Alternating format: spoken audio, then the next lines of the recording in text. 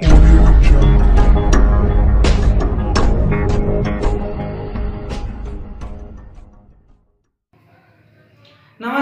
मी विजय सोनवणे।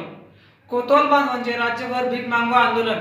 महाराष्ट्र राज्यातील कोतवालांना शासनाने गेल्या 28 दिवसांपासून बेमुदत कामबंद आंदोलन करून सुद्धा शासनाने अद्याप कोणत्याही प्रकारची दखल न घेतल्यामुळे नाशिक शहर व संपूर्ण राज्यात भीक मागो आंदोलन करण्यात आले। या आंदोलनामध्ये गणेश इंगोले, भरत पवार, भास्कर भगत, माधुरी हंकारे व असंख्य कोतवाल हजर होते। कॅमेरामॅन कैलास इंगोलेसह सिद्धेश्वर देवरे, चिखली।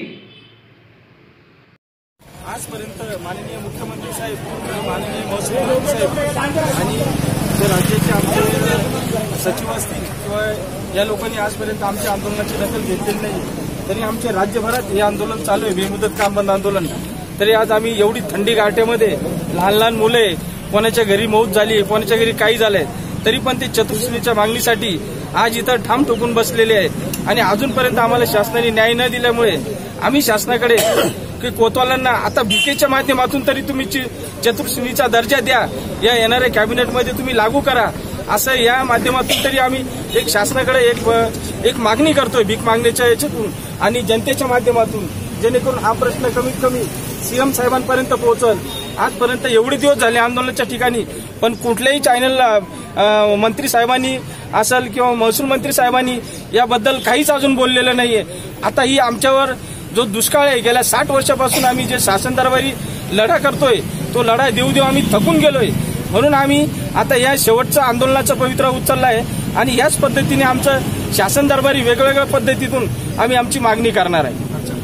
जर समजा आजच्या आंदोलनाची दखल नाही घेतली तर तुम्ही यापुढे तुमचं पाऊल काय असेल? यानंतर जर समजा शासनाने जर आंदोलनाची दखल घेतली नाही, तरी पण आम्ही शासनाला कमीत कमी 5 ते 7 दिवसाचा वेळ देऊ आणि त्याच्यानंतर आम्ही उग्र स्वरूपाचे आंदोलन सुद्धा संपूर्ण राज्यात धारण केलं जाईल, अशा पद्धतीचं आमचं पुढील सुद्धा रणनीती आहे।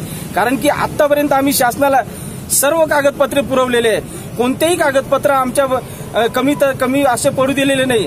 तरी शासन जर कागदच वाचत नसेल किंवा मानधनी शब्दाच्या नावाखाली कोतवालांची दिशाभूल करतंय, 1996 पासून कोतवालांना मानधनी या शब्दामध्ये गुंतवलं। वास्तविक पाहिलं तर कोतवाल हे पूर्वीपासून शासनाचे नोकरदार पगारदार कोतवाल आहे, परंतु या गोष्टीची मानधनी शब्दाच्या नावाखाली आमची सर्व दिशाभूल करण्यात आलेली आहे मंत्रिमंडळाच्या माध्यमातून। नाव सांगा तुमचं? गणेश इंगोले, महाराष्ट्र राज्य कोतवाल संघटना अध्यक्ष। मी गणेश इंगोले, महाराष्ट्र राज्य कोतवाल संघटना अध्यक्ष। घर कसं चालू होतं आम्हाला? एक वेळ उपाशी राहा लागते म्हणा। गावात प्रत्येक महसूल गोळा करायचा असतो। गहू खनिजमध्ये वाढून येते, म्हणजे अवैध मॅडम 5,000 बोलू नका बाकी पूर्ण महाराष्ट्र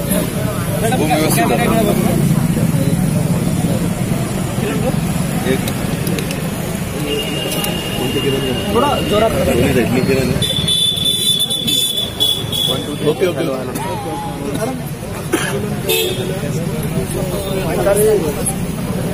काय पगार मिळतो तुम्हाला?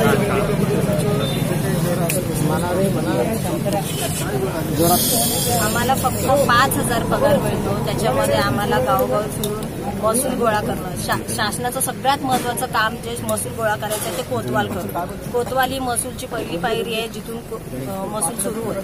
पण ते 5,000 आज 50 वर्षापासून आम्ही लढा देतोय। आज 19 तारखेपासून इथे बसलो आहोत आम्ही, तरी एकाही शासनाचा पालकमंत्री सुद्धा बघायला आले नाही। त्यांचं कर्तव्य होतं येऊन आम्हाला भेट देणं, काय आमचे प्रॉब्लेम्स आहेत ते ऐकणं, तरी पालकमंत्री नाही, महसूल मंत्री नाही, मुख्यमंत्री नाही, कोणीच नाही। बाकी सगळ्या प्रोग्रामला त्यांना जाता येतं, पण कोतवालांच्या कोणत्याच प्रोग्रामला ते लोक कधीच आम्हाला भेट दिली नाही। आजपर्यंत आम्ही आता 19 तारखेपासून 29 दिवस झाले इथे बसलोय।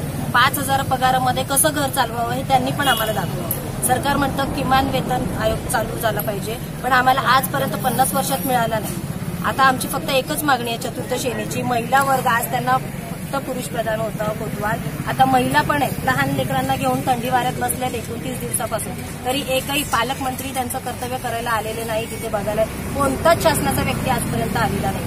नाव सांगा तुमचं? मी माधुरी हंकारे, महाराष्ट्र राज्य कोतवाल महिला अध्यक्ष। भीक द्या, अरे भीक द्या, भीक द्या.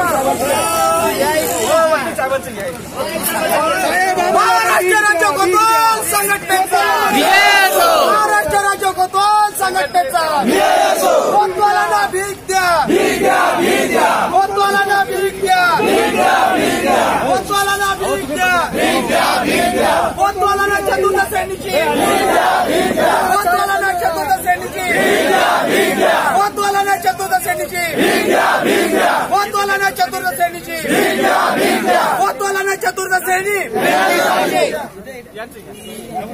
महाराष्ट्र राज्य कोतवाल संघटनेचा, महाराष्ट्र राज्य कोतवाल संघटनेचा. आहे ना इकडे चला ना.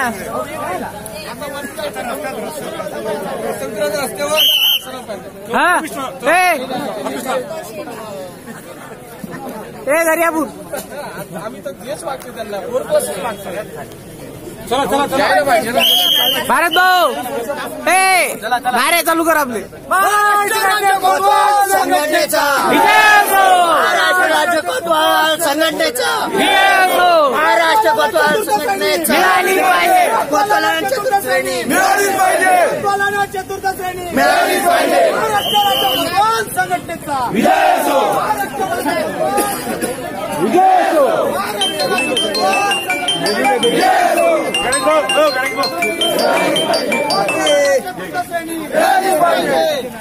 पुढे चला तुम्ही, पुढे पुढे बाकी इकडे थांबून जा.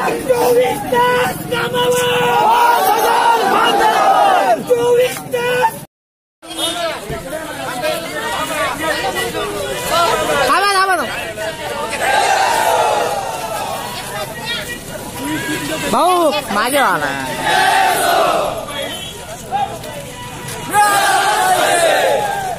कोतवालांना चतुर्थ श्रेणी, कोतवालांना चतुर्थ श्रेणी, कोतवालांना चतुर्थ श्रेणी, कोतवालांना न्याय, कोतवालांना न्याय, कोतवालांना न्याय, कोतवालांना चतुर्थ श्रेणी, कोतवालांना चतुर्थ श्रेणी मिळालीच पाहिजे, मिळालीच पाहिजे, कोतवालांना चतुर्थ श्रेणी मिळालीच पाहिजे, कोतवालांना चतुर्थ श्रेणी मिळालीच पाहिजे, कोतवालांना चतुर्थ श्रेणी मिळालीच पाहिजे, कोतवालांना चतुर्थ श्रेणी मिळालीच पाहिजे, कोतवालांना चतुर्थ श्रेणी मिळालीच पाहिजे, मिळालीच पाहिजे. संपूर्ण महाराष्ट्रामध्ये कोतवाल संघटनांकडून जे आंदोलन करण्यात येत आहे. नाशिकमध्ये सुद्धा अशा पद्धतीनं भीक मागो जे आहेत आंदोलन हे सगळे लोक एकूणच करताना बघायला मिळतो. काय मागण्या आहेत तुमच्या? आमची एकमेव मागणी गेल्या 50 वर्षापासून चतुर्थ श्रेणीमध्ये समाविष्ट करण्यासाठी आमची मागणी होत आहे. आता समितीचा एकछत्र योजनेअंतर्गत समितीचा अहवाल तयार होऊन सचिवांनी संपूर्ण अहवाल तयार करून ठेवलेला आहे. तो कॅबिनेटमध्ये आणण्यासाठीच आम्ही हा चतुर्थ श्रेणीची मागणी आम्ही कॅबिनेटमध्ये आणा तो मंजूर करा याच्यासाठी. परंतु अद्यापपर्यंत 29 दिवस झाला, परंतु शासन प्रशासनातल्या लोकांनी अजूनपर्यंत दखल घेतलेली नाहीये. आणि मग शांततेच्या मार्गाने लोकशाही पद्धतीने आम्ही हे करत आहोत तरी सुद्धा दखल नाही. मग रोडवर उतरून आणि हिंसक वळण दिल्यानंतर करतं. आतापर्यंत शासन म्हणतं की कुठल्याही राजकीय पुढाऱ्यांचा सहारा घेऊन, पण आमच्याकडे आमच्या पेंडॉलला प्रत्येक संघटनेतले लोक येत आहेत. छावा संघटनेत असतील, शिवसेनेचे असतील, अन्य पक्षाचे असतील, त्यांनी येऊन आम्हाला पाठिंबा दिलेला आहे. परंतु जर कधी आम्हाला शासन आणि प्रशासनातल्या लोकांनी आमची दखल घेतली नाही तर मग आम्ही ज्यांनी संविधान बनवलेले त्या बाबासाहेबांकडेच आम्ही तिथं आता न्याय मागण्याला नाशिक रोडला जाणार. ज्यांनी 18 पगड जातींना घेऊन स्वराज्याची स्थापना केली आम्ही त्यांच्याकडे आता मागण्याला. कर्मचारी आहेत राज्यात? 12,637 कर्मचारी आहेत. पूर्ण विभागातून जो तो आपल्या विभागातून धरणे वगैरे काम बंद आंदोलनाचं चालू आहे. जवळपास महिन्याभरापासून हे सगळे लोक इथं जे आंदोलन करत आहेत, पण कुठलेही इथे कुठलेही आमदार असतील किंवा मंत्री असतील हे अद्यापही आलेले नाहीत असं या सगळ्या लोकांचं म्हणणं आहे. आता समजा जर कोणतं ऐकलं नाही प्रशासन किंवा इथलं गव्हर्नमेंट तर काय तुमची मागणी असते? अजून आम्ही शासनाला जवळजवळ 7 दिवसाचा वेळ देऊन इच्छितो. कारण की आम्हालाही माहिती आहे का प्रशासनावर कामाचा व्याप आहे सगळ्या गोष्टी. तरी पण आम्ही त्यांचा कामाचा व्याप पाहूनच आम्ही अजून 7 दिवसाचा वेळ देतो. जर 7 दिवसापर्यंत जर समजा शासनाने आमची मागणी मंजूर केली नाही तर आम्ही याच्यानंतर इथं बेमुदत काम बंद म्हणजे बेमुदत अन्नत्याग आंदोलनाची ही पण रूपरेषा करणार आहे. मग आम्ही इथं मेलो तरी चालेल, पण आता आम्ही इथून हटणार नाहीये. एक तर शासनाने एक तर 1996 पासून आम्हाला मानधनी या शब्दाच्या नावाखाली अवर्गीकृत म्हणून गुंतवण्याचा आतापर्यंत प्रयत्न केलाय आणि त्याच माध्यमाच्या खाली आमची दिशाभूल केली. परंतु आम्ही ह्या सर्व गोष्टी शासनाला पुरावे देऊन, वेगवेगळे निवेदने देऊन, 200 पानाची जर मंत्रालयात निवेदनं दिले, मग यांनी काय वाचलंय आतापर्यंत? या सर्व गोष्टी आम्ही शासनाला कळवलेल्या आहे. म्हणून आम्ही मानधनी नाहीये, आम्ही शासकीय नोकरदार पगारदार वर्ग आहे. आणि अशी ही सगळी परिस्थिती आहे. गेल्या महिन्याभरापासून हे सगळे लोक इथं अशा पद्धतीने जे आंदोलन करत आहेत, पण कुठलेही आमदार असतील, खासदार असतील, मंत्री असतील, हे लोक इथं आले नाही किंवा या आंदोलनाचं दखल घेतलं नाही, असं या सगळ्या लोकांचं म्हणणं आहे. मी किरण गोटूर, जय महाराष्ट्र न्यूज. अटलमत न्यूज चॅनल हे चॅनल सबस्क्राईब करा.